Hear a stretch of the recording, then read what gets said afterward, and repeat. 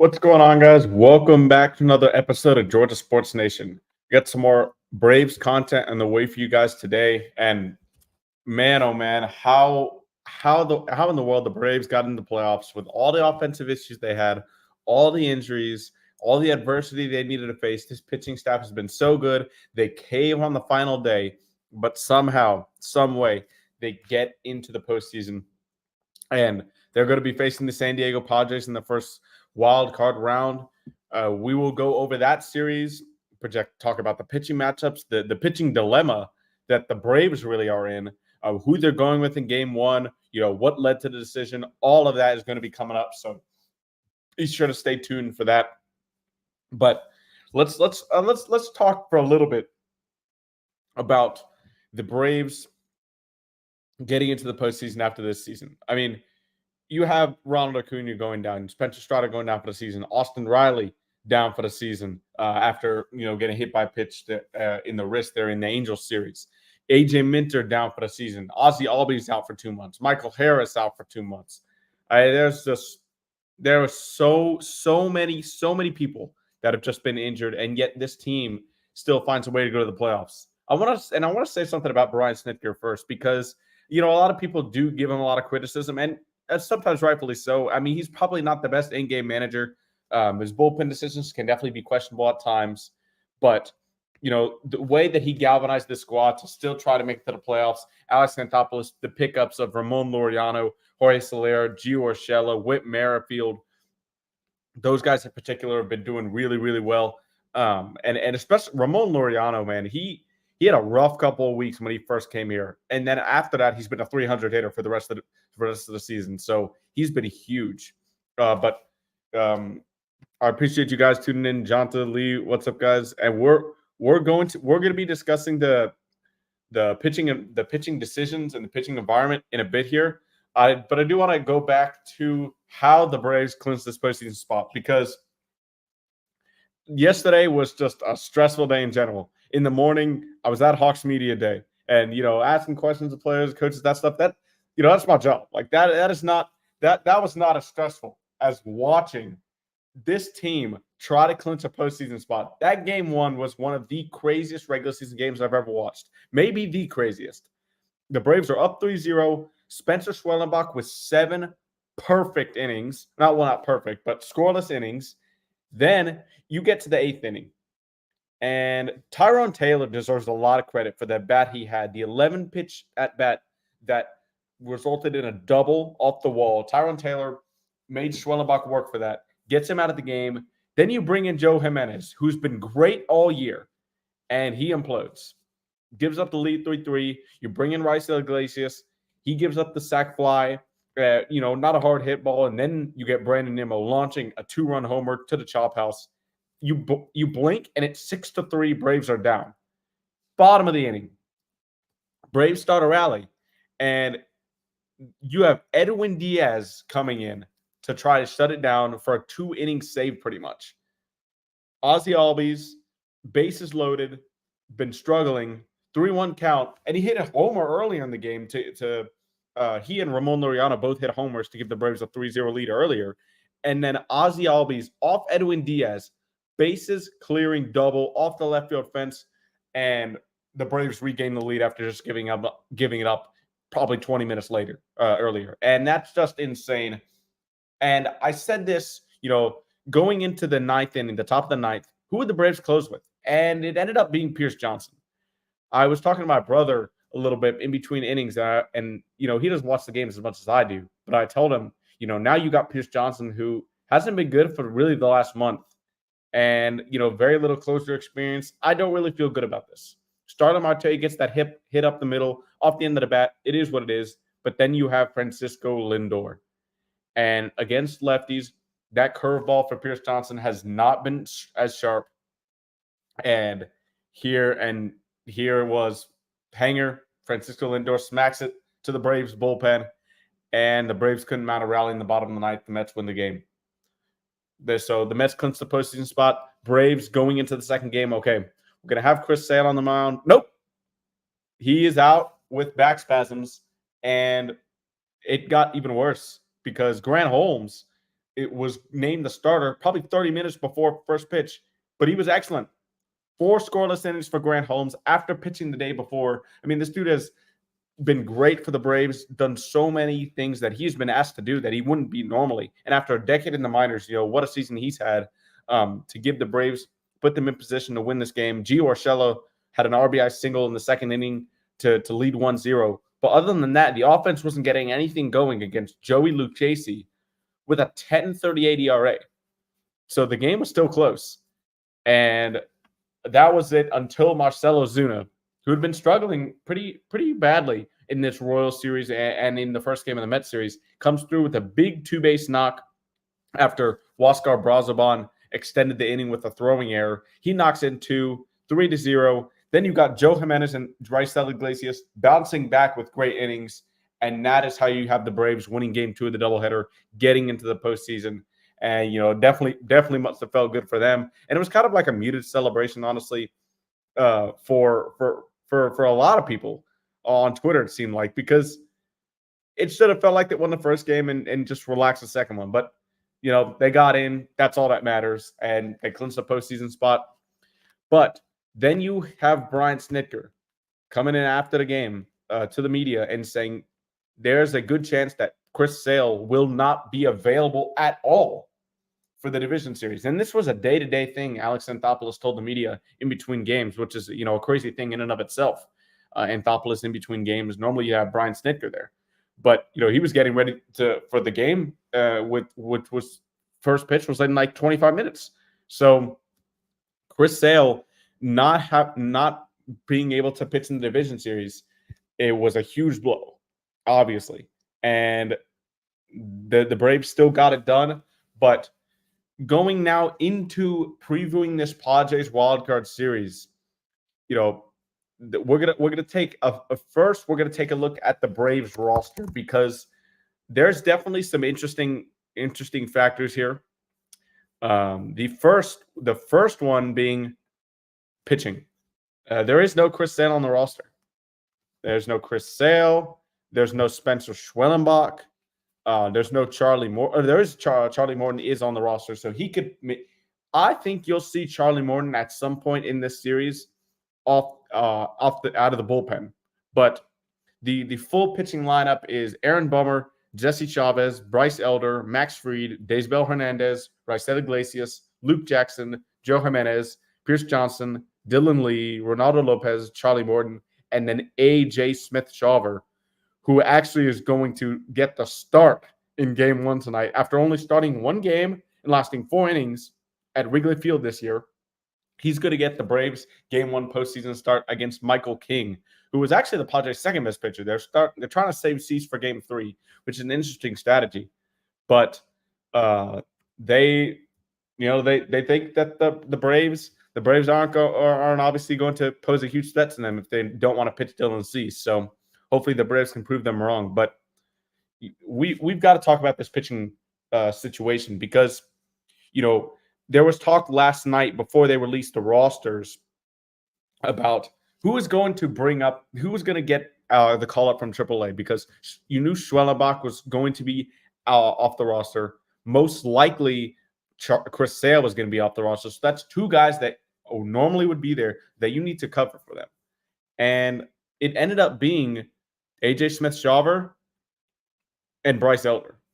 Honestly, there were 4 logical choices the Braves could have made. Smith-Shawver, Elder, Hurston Waldrop, who only really made 1 start. I think he was the least out of the 4 guys. And then Ian Anderson, who was actually, if I was making the decisions, I probably would have gone Ian Anderson to start tonight in Game 1 just because he has the postseason experience. Now, he hasn't thrown a major league pitch since August of 2022. So there's no great option here for the Braves. Obviously, Bryce Elder and his struggles in the playoffs and, how bad he's looked is really since his All-Star appearance after last season. But the Braves really were picking their poison here. There was no great decision. They ended up going with Smith-Shawver. And I think one of the things that was going through Snitker's mind and, Rick Kraniz's mind here is Smith-Shawver has a lot of upside. The velocity's there, but the thing that kind of worries me is this is a velocity and a strikeout pitcher pitching against a Padres team that does not strike out. They don't walk, they don't strike out, they get a lot of hits. And then they have the power to go along with that. Obviously, Manny Machado, they did lose Ha-Seong Kim for the year, but they're still a very good lineup. Jurickson Profar had a hell of a season. Obviously, Manny Machado, Luis Arraez, with his time in Miami, what he can do. He's going to get on base. He's going to get on base for those middle of the lineup guys to try and drive him in. Jake Cronenworth. So this Padres team, they've been the best in baseball since the All-Star break. They did not slow down.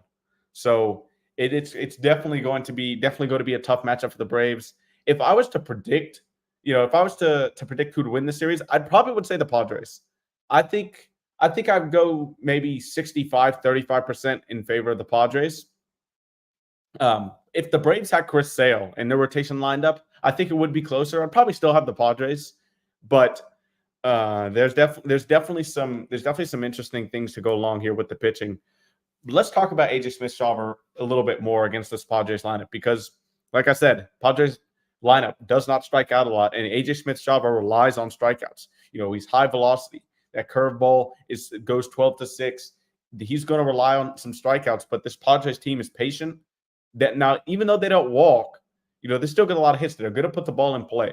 So the defense is going to need to be on their toes. Smith-Shawver, it's kind of an interesting thing with the Padres here. Like they're aggressive at the plate, but they don't strike out and they don't walk. So it's kind of an old school mix for them. But as Johnson says here, we should have won both games yesterday. 100%. Yeah, I feel the Braves, and knowing what we know now, it probably would not have mattered because Chris Sale was not going to pitch anyways with those back spasms. But yeah, it was just a punch in the gut with how the Braves lost that first game. You would have had, I guess you would have maybe had Grant Holmes on the roster. He's also an interesting guy that is left off the roster. He'd be available probably in game 3 out of the pen, but I guess the Braves just thought, he's pitched pretty much 3. He pitched yesterday. They pitched the day before yesterday, and also 4 innings to start game 2. So I guess that's too much of a workload for him to pitch in this series, and that's what the Braves were thinking. But the guys who really are only going to be used in high leverage situations, I think the Braves trust Daysbel Hernandez a lot. Pierce Johnson has struggled. Honestly, I kind of trust Daysbel Hernandez and Dylan Lee over Pierce Johnson at the moment. But you know the two guys that the Braves are going to try to get to, Joe Jimenez and Raisel Iglesias, who've been good all year except for game 1. There was a lot of hate going around for Joe Jimenez. I think wrongfully so. After that bad performance in game 1, one of his worst performances of the season. Yeah, but he's been so good throughout the entire time. So I'm not worried about Joe Jimenez or Raisel Iglesias. But I think your guys who you're gonna bridge to get to Jimenez and Iglesias, Dylan Lee, Pierce Johnson, Daysbel Hernandez. I think those 3 guys and Aaron Bummer as well. I think those 4 guys are going to be the middle relief guys. Not necessarily the highest of leverage, but guys you'll still trust to bridge the gap between the starting and getting to that back end with Jimenez and Iglesias. As far as the position player side, there are really no surprises. For the outfield, Michael Harris, Jared Kelenic, Ramon Laureano, Marcelo Zuna, Jorge Soler, and Eli White. Eli White should not be a surprise here. He's been covering up for Soler and pinch running and playing defense for Soler in the late innings, normally right around that 6th inning, depending on the lineup order, of course. But I think there was some debate whether it would be Jared Kelenic or maybe Adam Duvall. Kelnic's a lefty. He's faster than Duvall, better defense than Duvall, more versatile, and honestly had a better year than Duvall too, even though Kelenic has not had a great year overall. So hopefully that's something that can change in the postseason if he does get some at bats. But I fully expect Michael Harris, Ramon Laureano, and Jorge Soler be in the outfield starting every single game. Now going to your catchers, you got Travis d'Arnaud and Sean Murphy, obviously, and the infielders. I think this is pretty straightforward. Ozzie Albies, Orlando Arcia, Matt Olson, Gio Urshela, those 4 guys will probably start. And then you carry an extra infielder in Whit Merrifield there. I don't think there are any surprises there. And Johnson says, if we win this series, will Austin be back? It does not look like Austin Riley is going to be back this season. You know, when he had that CT scan about a week ago, it revealed that he couldn't even take off the cast yet. So he hasn't even started any baseball activities, I'm pretty sure. So I think he is done for the season, unfortunately, which, you know, there's another, you know, that's AJ Minter, Austin Riley, Spencer Strider, and Ronald Acuna who are done for the season. And it's just, there's so much injuries, troubles with this team. But yeah, I don't think he's going to be back. So with that, you're gonna have Gio Urshela pretty much starting every single game. Maybe you have Whit Merrifield in there if Gio really struggles in game 1 and 2, but Whit, ever since Ozzie is back, has not started a game. Gio Urshela has been in there at third base every single time, as well as Ozzie. So he's probably going to be limited to that backup role. And this series, though, is going to be like I don't know. Like I said, I'm predicting the Padres to win just because their offense has been really good, their pitching's really good, their bullpen's good. They really have no weakness. Now, maybe their defense isn't as strong as it could be. Luis Arraez is there as a bad defender, but they're still a really good team. Like I said before, I think I'd have it at 65% Padres winning, and then 35% the Braves could pull it off. But if the Braves win game 1, getting into the keys here, if the Braves can somehow steal game 1, it lines up pretty nice for Atlanta because Max Fried will be pitching on regular rest in game 2 on Wednesday, and Ronaldo Lopez will start game 3 on regular rest on Thursday. Now Ronaldo Lopez did pitch, I think it was 14 pitches in game 2 of the wild card, in game 2 of the doubleheader against the Mets. But it was on his throw day. He would have thrown pitches anyways. So I don't think that's too big of a deal. But the first key for the wildcard series for me, win game 1. You will have Max Fried and Ronaldo Lopez starting the next 2 games, which they give you a great chance. The Padres are saving Dylan Cease, like I said, for the top of the show. They're saving Dylan Cease for the 3rd game right now. They're starting Michael King in game 1, Joe Musgrove in game 2, and if necessary, Dylan Cease in game 3. So it seems like they're trying to give Dylan Cease the most rest he can get, make sure he's good to go for the division series. So, you know, that could come back to bite the Padres. You don't necessarily know. But yeah, my number 1 keys is definitely going to be win game 1 for the Braves. Now, they're not likely to win it, but if they can, that shifts, I think, the momentum towards the Braves in a huge way. All the pressure's on the Padres. They're at home. They're expected to win. There are even some Braves fans who, you know, didn't expect this team to make the playoffs, and they're already playing with house money. So you saw what happened in 2021 when the Braves kind of just took the MLB by storm, caught lightning in a bottle, and just went on to win a World Series. Even though they were the worst, I think they were the worst team in the playoffs as far as win total coming into the playoffs. So anything could happen. Going into more specifics for keys to the wildcard series, it's got to be the walks. This Padres team, like I said, you can't give them extra bases because of how many hits they get and the power they have. You got to limit your walks here. The strikeouts will probably not be there. So if you are inducing walks, they're going to put the ball in play. They're going to force your defense to make plays. Now, the Braves have an excellent defense, one of the best in the league. So not too worried about that, except for Soler. But the defense is going to be needing to be on their toes. So no walks. You've got to make the Padres put the ball in play. Rely on your defense if you're the Braves pitchers, Smith, Shawver, Fried, Lopez, whoever's coming out of that pen. And then offensively, just do enough. And I think we've said that a lot about this Braves team, especially offensively throughout the 2024 campaign. But can the offense do enough to supplant the pitching? Now, in game one, the pitching is a bit of an outlier. AJ Smith-Shawver made one start. He's not had a lot of MLB experience. It's going to be really interesting to see how he fares against a Padres lineup who's just been mashing the ball ever since the All-Star break. So it's going to be really interesting to see what he's going to do. But the pitching in game 2 and 3, you've got Fried, you've got Lopez. Can the offense do enough if the Braves lose game 1 to force a game 3? And if they somehow win game 1, can the offense do enough to clinch the wild card and move on to the division series to face the Dodgers in game 2? That is going to be the question. If the pitching implodes in this series, it is what it is.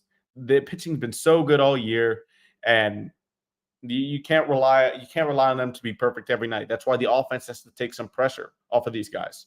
But if it doesn't happen, then you force your pitchers to be perfect, and that's what a lot of the times the Braves have had to do this season, and they've done it.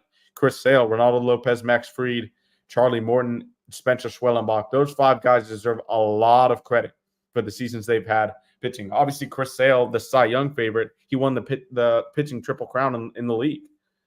So with strikeouts, wins, and ERA.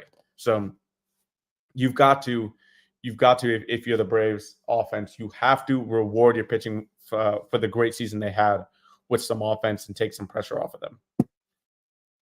Now, going a little bit more into this pitching matchup before we wrap up the show here. Michael King. King's been very good this season, and the Braves, I don't know, it's going to be tough here with Ozzie Albies. We know he struggled as he's come back against right-handed pitchers. These are all right-handed pitchers. Michael King was 13-9 this year with a 2.95 ERA. On Wednesday, Joe Musgrove no-slouched himself, 6-5 with a 3.88 ERA. And then Dylan Cease, who's been really good this season, 14-11 with a 3.47 ERA. So Dylan Cease actually mowed down the Braves lineup. The Braves had no answer for Dylan Cease back when the Padres visited Truist Park earlier this summer. And that series honestly just went the Padres' way. So it's hopefully going to be different here in the postseason. All the games will be at Petco Park. So there's no travel, no days off in between. Teams are going to have to be ready, because if you're the Braves, this is a stretch of all 3 of the Royals games, then 2 Mets games. This is 8 straight days of games for the Braves. 8 straight days of games in 9 games in 8 days for the Braves, which is just absurd coming into the playoffs. If they can somehow make it past this wild card round, I don't think anybody's expecting them to, but if they do, I mean, it's just a testament to the guys. They put in the hard work. I know Brian Snitker gets a lot of hate sometimes from the fans, but he deserves a lot of credit for getting this team to where they are with, he called them with a bunch of rejects, obviously joking, but the guys that the Braves and Alex Anthopoulos picked up off waivers been huge contributors. So they need to keep doing that. And for the Braves to keep their postseason playoff hopes alive, it's got to be more of the same. Great pitching. The hitting has to just be enough, and the bullpen has to keep doing what they're doing. I know it was rough there in game 1 against the Mets in the doubleheader, but Iglesias and Jimenez have been so good throughout the season. And Dylan Lee, Daysbel Hernandez, those 2 guys have quietly had under-the-radar seasons whenever they've come into pitch. So hopefully, I think Brian Snitker should trust those guys over Pierce Johnson. We'll see how that goes. But first pitch, 8:38 Eastern time tonight. I'll definitely be tuned in, and we'll be doing we'll probably be doing another show either after this series, later this week, or early next week, depending on what happens. If the Braves season is over, we'll talk about that. If it's not over, we'll hopefully be talking about previewing a series against the Los Angeles Dodgers, who we already know how good they are. So hopefully that happens, but we'll see how it goes. But I appreciate you guys tuning in to today's show. we're going to be back with more consistent content for sure. The Hawks are starting media day. Training camp is starting here. They're up in Athens. Preseason this next week. So Braves, Hawks, all that content will be coming your way. So don't forget to subscribe. Make sure to find me on Twitter at PinWizard300. Subscribe to Recapping Hawks Hoops and Georgia Sports Nation on YouTube. And we'll see you guys next time. Peace.